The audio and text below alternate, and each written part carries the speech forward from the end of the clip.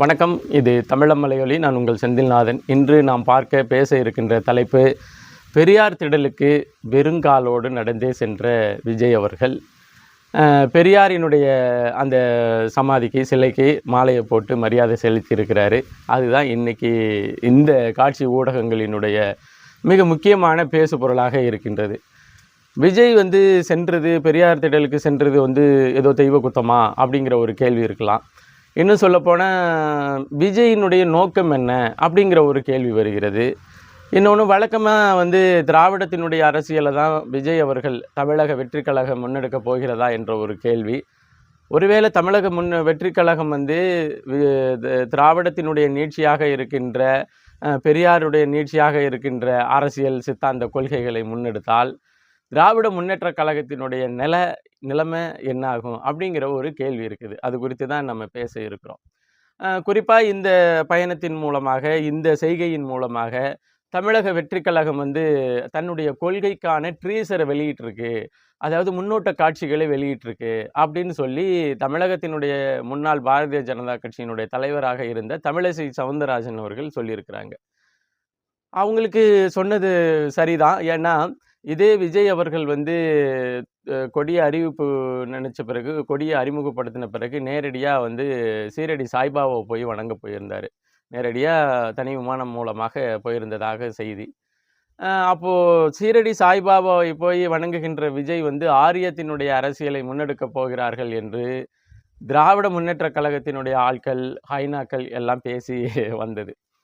அதன் பிறகு அந்த கொடூரமான தாக்குதல் நீங்கள் பார்த்தீங்கன்னா, 2 அமாவாசைக்கு விஜய் தாங்க மாட்டார், தமிழக வெற்றி கழகம் 2 அமாவாசைகளை கடந்து ஓடாது, விஜயோட படங்கள் ஓடும் ஆனால் கட்சி ஓடாது அப்படின்னு திராவிட முன்னேற்ற கழகத்தினுடைய மூத்த அமைச்சர்களே பேச ஆரம்பித்தாங்க. அது எல்லாத்தையும் நம்ம பார்த்துருக்குறோம்.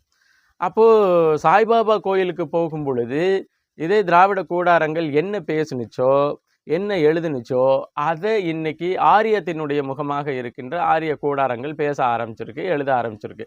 அதாவது இவர் பெரியாருக்கு மாலை போடுறது மூலமாக என்ன சொல்ல வர்றாரு, ஒரு சுயமரியாதை அரசியலை முன்னெடுக்க போகிறேன், பெரியாருக்கும் சுயமரியாதைக்கு என்ன தொடர்பு இருக்குங்கிறது அடுத்த விவாதத்திற்குரிய பொருள். அதை பற்றி நம்ம பேச வேண்டியதில்லை. அப்போ இவர் காமராஜரை முன்னிறுத்துகிறாரு, காமராஜர் மாதிரி இருக்கணுங்கிறாரு, கக்கன் மாதிரி இருக்கணுங்கிறாரு, எம்ஜிஆர் மாதிரி இருக்கணுங்கிறாரு. இது மாதிரி முக்கியமான ஆட்கள், தமிழகத்தினுடைய அரசியலினுடைய அடையாளங்களாக இருந்தவர்கள் பல பேரை இப்படி இருக்கணும், இப்படி இருக்கணும், இப்படி இருக்கணும் அப்படின்னு சொல்லிட்டு கடந்து கொண்டு வந்தார். இன்ன வரலையும் அவரே வாய் திறந்து என்னுடைய அரசியல் சித்தாந்தம் இதுதான், என்னுடைய கொள்கை கோட்பாடுகள் இதுதான், இதை தான் நான் முன்னிறுத்த போகிறேன், இதை தான் மக்கள் முன்னாடி கொண்டு போய் நான் இந்த கட்சிகளுக்கெல்லாம் இல்லாத கருப்பொருளாக, என்னுடைய கட்சியினுடைய கருப்பொருளாக இதை காட்ட போகிறேன் அப்படின்னு அவர் பேசலை. இருந்த பொழுதும் ஒருத்தர் என்ன சொல்ல போகிறாங்க அப்படின்னு சொல்லி, அல்லது என்னதான் அவர்கள் என்ன மாதிரியான ஒரு காந்திரமான ஒரு மாற்று பாதையில் அழைச்சிட்டு போயிடுவாங்களா அப்படிங்கிறது அவங்க நடந்து வர்ற பாதைகளை பொறுத்தே நம்மளால் சொல்லிட முடியும். அப்படிங்கிறதன் அடிப்படையில் சாய்பாபா கோயிலுக்கு போகும் பொழுது ஆரியத்தினுடைய அரசியலை முன்னெடுக்க போகிறார் என்று ஒரு தரப்பு பேசுனது மாதிரி, இன்னைக்கு பெரியார் திடலுக்கு வெறுங்காலோட மாலை அணிவிச்சுட்டு ரொம்ப பக்திக்கும் மரியாதைக்கும் உரிய இடமாக அதை கொண்டுட்டு போய் சாமி கும்பிட்டுட்டு, அதுலேயும் திராவிட முன்னேற்ற கழகத்தினுடைய முதல்வராக இருக்கின்ற மு.க. ஸ்டாலின் பெரியார் சிலைக்கு மாலை போடும் பொழுது செருப்போடு தான் போய் போடுறாரு. செருப்பு காலணி இல்லாமல் அவர் எந்த தலைவர்களுக்கும் மரியாதை செலுத்துறதில்லை. அப்படி இருக்கும் பொழுது அவரே காலனியோடு போடும் பொழுது தமிழக வெற்றி கழகத்தினுடைய தலைவர் விஜய் அவர்கள் காலனியெல்லாம் விட்டுட்டு கையில் ஒரு அர்ச்சனை தட்டை எடுத்துக்கிட்டு போகிற மாதிரி போட்டு, கையில் ஒரு மாலையை எடுத்துகிட்டு போய் அவ்வளோ பெரிய சிலையில் தூக்கி மேலே போட முடியாது. அதனால் அந்த கல்வெட்டு பதாகைகள் இருந்த இடத்துல மலர் வணக்கம் செலுத்திட்டு வர்றாரு, வர்றவங்கள்ட்ட செல்ஃபி எடுத்துகிட்டு வர்றாரு. இப்போ இதில் அவர் என்ன சொல்ல வர்றாரு அப்படிங்கிறத இவர்களெல்லாம் பேசும் பொழுது, அதாவது திராவிடத்தின் முகமாக திராவிடத்தினுடைய நீட்சி அரசியலை கொண்டுட்டு வரப்போகிறாரு அப்படின்னு பேசிக்கிறாங்க. குறிப்பாக பார்த்தீங்கன்னா, திராவிடத்தினுடைய நீட்சியாக தமிழக வெற்றி கழகம் வரும் பொழுது திராவிட முன்னேற்ற கழகத்தினுடைய கதை என்ன அப்படிங்கிற ஒரு கேள்வி எல்லாருக்குமே வரும். ஏன்னா இப்போ அண்ணா திராவிட முன்னேற்ற கழகம் செய்கின்ற அக்குறும்பு இதெல்லாம் நம்ம திராவிடம் செய்கிறது என்று பேசினா, அண்ணா திராவிடம் ஒன்றும் திராவிடத்து சித்தாந்தத்தை ஏற்றுக்கொண்ட கட்சி கிடையாது, அவங்க எம்ஜிஆருங்கிற ஒரு புகழ் வெளிச்சத்திற்கு பின்னாடி ஒளிஞ்சு கொண்டு கட்சி நடத்துகிறவங்க.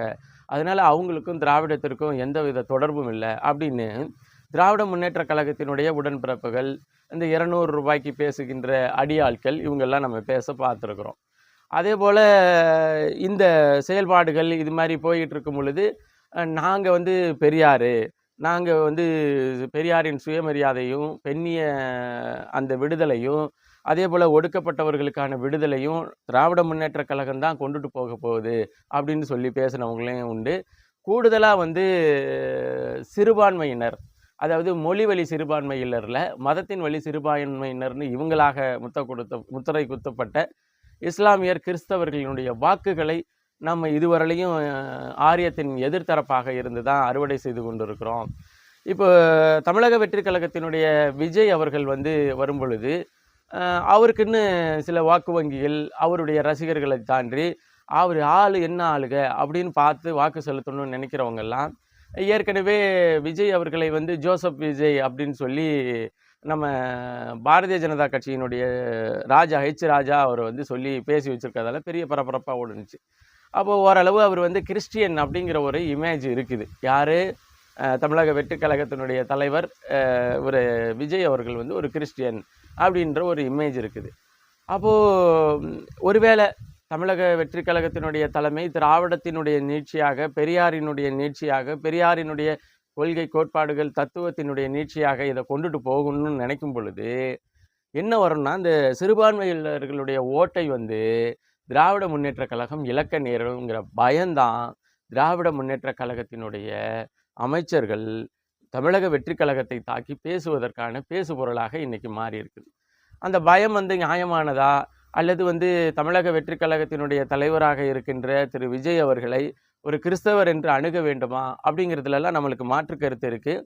அவர் அதாவது ஒரு அறிமுகம் வாய்ந்த கதாநாயகன் என்ற முறையில் அவர் ஆதரிக்கலாமா வேண்டாமா அப்படிங்கிறதெல்லாம் அவர் இந்த மண்ணுக்கும் மக்களுக்குமான கட்சியாக தன்னுடைய கட்சியை பிரகடனப்படுத்தும் பொழுது அந்த கட்சியினுடைய கொள்கையாக அவர் முன்வைக்கின்ற அந்த கொள்கைகளை வைத்து தான் அவர் ஆதரிக்கலாமா வேண்டாமா அப்படிங்கிற ஒரு முடிவை எடுக்க வேண்டும் என்ற சித்தாந்தத்தை தான் சரியான சித்தாந்தம் என்று பார்க்கிற பார்வை நமக்கு உண்டு. ஆனால் அவர் வந்து இந்த மதத்தை சார்ந்தவர், ஒரு இந்த மாதிரியான ஆட்கள், அல்லது இவர் ரசிகர்கள் பட்டாளத்தை கொண்டு வர்றவர், இப்படியான பிம்பங்களுக்கான ஒரு வாக்கு வங்கி இருக்கும். அந்த வாக்கு வங்கியை வந்து விஜய் அவர்கள் அறுவடை செய்வார்கள். அந்த வாக்கு வங்கியை திராவிட முன்னேற்ற கழகம் இழக்க நேரிடும் என்கின்ற பயம் திராவிட முன்னேற்ற கழகத்துக்கு இருக்கு. இப்போ கூடுதலாக விஜய் என்னதான் செய்ய போறாரு, அவருடைய சித்தாந்தம் என்னவாக இருக்கும் அப்படின்னு சொன்னால், ஒரு தொடர்ச்சியான அடையாள அரசியல்னு தமிழக அரசியலில் பெரும்பங்கை வகித்து வர்றது வந்து காமராஜருக்கு பிறகு அடையாள அரசியல் தான் அதிகமாக இங்கே ஆட்கொண்டு நிற்கின்றது. அடையாள அரசியல், அதனை ஒட்டிய சூதுகள், கூட்டணியை ஒட்டிய கணக்குகள், அந்த கணக்குகளின் அடிப்படையில் ஷீட் ஷேரிங், அந்த ஷீட் ஷேரிங் அடிப்படையில் வெற்றி தோல்விகளின் அடிப்படையில் முதலமைச்சர் பதவி. இப்போ பார்த்தீங்கன்னா, அதாவது காமராஜருக்கு பிறகு அண்ணாங்கிற ஒரு அடையாளம் தான். அவர் பெரிய தத்துவமாக, நீங்கள் திராவிடத்திற்கும் பெரியாருக்கும் அண்ணாவிற்கும் என்ன தத்துவ வேறுபாடு அப்படின்னா, அவர் வந்து கடவுளை கற்பித்தவன் முட்டாள், கடவுள் இல்லை அப்படின்னு சொல்கிறவர். அப்படி இவர் வந்து ஒன்றே குலம் ஒருவனே தேவன் என்கின்ற சித்தாந்தத்தை முன்மொழிகிறவர். யாரு? பெரியார் கடவுள் இல்லைன்னு சொல்கிறாரு. அந்த பட்டறையிலேருந்து வந்த அண்ணா வந்து ஒன்றே குலம் ஒருவனே தேவன் அப்படின்னு சொல்கிறாரு. அந்த ஒன்றே குலம் யார்ரா, அந்த தேவன் யார்ரான்னு அப்போ இருந்த எவனும் கேட்கல. அதனால மஞ்சள் குளிச்சுட்டு போயிட்டாரு. அதன் பிறகுமே அந்த அடையாள அரசியல், அந்த சித்தாந்தம், கொள்கை இது எல்லாத்தையுமே செதுக்கி விட்டுட்டு முழுக்க தனிநபர்களுடைய பிம்பத்தை சுமக்க ஆரம்பிச்சது. அப்படி சுமக்க ஆரம்பித்தது தான் அண்ணாவிடமிருந்து கடன் வாங்கிய அத்தனை தொண்டர்களையும் தன்வசமாக்கி கொண்ட மு. கருணாநிதி. அந்த தனிமனித ஆளுமை, எழுத்தாற்றல், பேச்சாற்றல், அந்த சமயோகித புத்தியோடு கூடிய சூதுவாது தெரிந்த அந்த சூழ்ச்சி அரசியல், இதுதான் கலைஞரினுடைய வளர்ச்சிக்கும் கலைஞர் குடும்பத்தினுடைய வளர்ச்சிக்கும் காரணம். வந்து தத்துவமெல்லாம் கிடையாது, அந்த அடையாள அரசியல். அதன் பிறகு அந்த புள்ளியிலிருந்து தான் எம்ஜிஆர் மிகப்பெரிய அடையாள அரசியலின் பால் அவருடைய அதிகாரத்திற்கு அவர் நகர்ந்தவர். ஏன்னா எம்ஜிஆருக்குன்னு தனியாக பெரிய கொள்கை குத்த வச்சு உட்கார்ந்த அந்த செய்தி எதுவுமே கிடையாது. கலைஞர் கருணாநிதி அவர்கள் காசை வந்து முறையாடல் செஞ்சுட்டாரு, கையாடல் செஞ்சுட்டாரு. அத வந்து கணக்கு வழக்கு கேட்க போனதில அவருக்கும் இவருக்கும் உடன்பாடு இல்ல. சண்டை ஆயிடுச்சு. சண்டையிலிருந்து ஒதுக்க ஆரம்பிக்கிறாங்க. இவரு கௌரவம் தான் பெருசுன்னுட்டு வெளியில வந்து கட்சி ஆரம்பிக்கிறாரு. எம்ஜிஆருங்கிற ஒரு பெரிய கதாபாத்திரத்தினுடைய திரை வாழ்க்கையினுடைய நீட்சியாக அவரு ஆட்சி அதிகாரத்துக்கு வர்றாரு. அதன் பிறகு எம்ஜிஆர் விட்ட இடத்த ஜானகியும், ஜெயலலிதா அவர்களும் பங்கு போட நினைக்கும் பொழுது, ஜானகி அவர்களுக்கு எம்ஜிஆர் மனைவி என்பதை தாண்டி ஒரு பெரிய புகழ் வெளிச்சம் இல்ல. ஜெயலலிதா அவர்களுக்கு வந்து எம்ஜிஆரினுடைய நம்பிக்கைக்குரியவர் என்பதை தாண்டி, அவர் திரை வாழ்க்கையில அவர் அடைஞ்ச மிகப்பெரிய புகழ் வெளிச்சமும் அவருக்கு வந்து அடையாள அரசியலின்பால் மிகப்பெரிய உந்து சக்தியாக அமைந்தது. அதன் பிறகு எம்ஜிஆர், ஜெயலலிதா, ஜா இது ஜானகி அவர்கள் அந்த பக்கட்டு. இந்த பக்கட்டு பார்த்தீங்கன்னா, வைகோபால்சாமி. அப்பவும் மிகப்பெரிய பேச்சாற்றல் உடைய ஒரு 1/4 நூற்றாண்டு திராவிட முன்னேற்றக் கழகத்தில இருந்து பேச்சாற்றல் மூலமாக பட்டி தொட்டி எங்கும் அறியப்பட்ட ஒரு நபராக மறுமலர்ச்சி திராவிட முன்னேற்றக் கழகத்தினுடைய தலைவர் இருந்தாரு. யாரு? ஐயா வைகோபால்சாமி. பாதியில வந்தாரு, நெறைய இதுனாரு. நெறைய ஒரு பெரிய அளவு கணிசமான வாக்கு வங்கிகளையும் வச்சுட்டு, கடைசியில கூட்டணியில போய் சமாதி ஆயிட்டாரு. சமாதி ஆயிட்டாருன்னா, கட்சியினுடைய கொள்கை, கோட்பாடு. நீங்க தவறா நெனச்சுக்க கூடாது.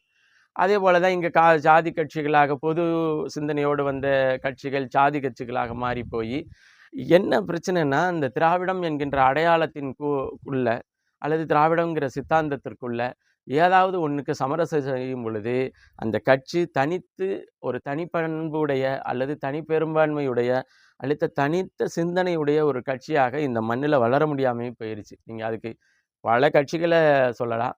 அந்த கட்சியில ஆரம்ப காலத்துல பெரியாரை வழிகாட்டி அப்படி இப்படின்னு வந்தா கூட, ஒரு நேரா உள்ள எஸ்கேப் ஆன ஒரே கட்சி என்னன்னா, நாம் தமிழர் கட்சி தான்.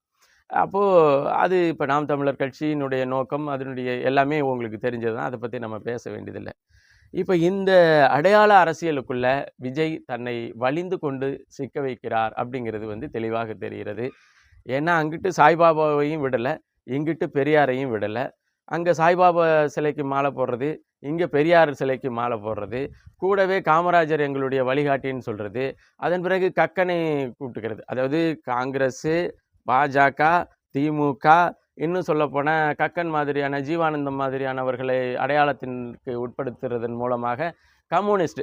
இப்ப இவரு என்ன சொல்ல வர்றாருன்னா, பாரதிய ஜனதா கட்சி, காங்கிரஸ் கட்சி, திராவிட முன்னேற்றக் கழகம், திராவிட சித்தாந்தம், இன்னும் சொல்லப்போனா கம்யூனிஸ்ட், இது எல்லாத்தையும் சேர்ந்த கலவையாக தமிழக வெற்றிக் கழகம் மலரப் போகிறது என்று சொல்ல வர்றாரா? அப்படிங்கிறது தான் அவரு தன்னுடைய கட்சியினுடைய கொள்கையை பிரகடனம் செய்வதற்கு முன்னாடி நடந்து கொள்வதன் மூலமாக அறியப்படுகின்ற செய்தி. இதை தாண்டிலும் ஒரு மாநாடு நடக்கப் போகிறது. அந்த மாநாட்டில சமூக நலம் சார்ந்த, தமிழகத்தினுடைய மக்கள் பிரச்சனை சார்ந்த, அந்த பிரச்சனைக்கான தீர்வுகளாக அவர் முன்வைக்கப் போவது என்ன? அதாவது இடதுசாரியா, வலதுசாரியா, அல்லது இடமாக போய் வலமாக சாய்கின்ற ஒரு நேர்சாரியா அப்படிங்கிறது தெரியல. அவருடைய பொறுத்தவரையிலும் இடதுசாரியையும் பார்க்குறாரு, வலதுசாரியையும் பார்க்குறாரு. என்ன நடக்கப் போகுது அப்படிங்கிறது வந்து புரியாத புதிராக இருக்கின்றது என்று அரசியல் நோக்கர்கள் சொன்னாலும், அவருடைய அஜெண்டாங்கிறது வந்து ஒரு அடையாள அரசியலுக்குள் தன்னையும் நிறுத்திக்கொண்டு, தன்னால் முடிஞ்ச அளவுக்கு வெற்றியை நோக்கி பயணிக்க வேண்டும். அடையாள அரசியலுக்குள்ள தான் நம்ம இருக்கணும். தனித்த தத்துவ பெரும்பான்மையுடைய அரசியலாக நம்மால் வைக்க முடியாது என்கின்ற ஒரு நிலைப்பாட்டுக்கு வந்து விட்டாரோ என்பதை இவருடைய செயல்பாடுகள் மூலமாக தெரிகிறது. அது மாதிரியான ஒரு ஐயப்பாடு நமக்கு வருகிறது என்பதை பதிவு செய்து, மீண்டும் ஒரு காணொளி பதிவில் இணைவோம். நன்றி.